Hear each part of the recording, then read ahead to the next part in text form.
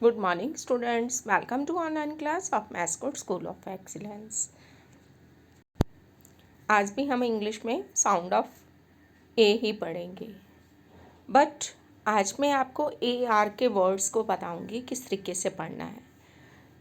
ए में कहीं पे साउंड तो ए एड़ी वाली आती है और कहीं पे अ अनार वाली आती है।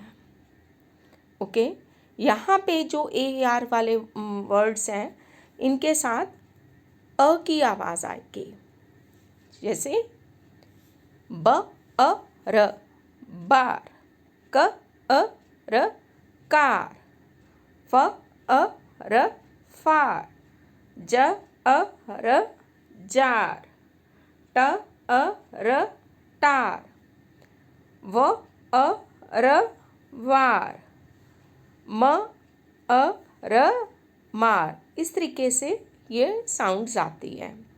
Okay, open your English book. आज हम इंग्लिश बुक के ए टी वाले वर्ड्स को पढ़ेंगे। ओके, ब ए ट बैट। अब यहाँ पे देखिए ए की साउंड में ए आ रहा है, हमने पीछे पढ़ा था अ।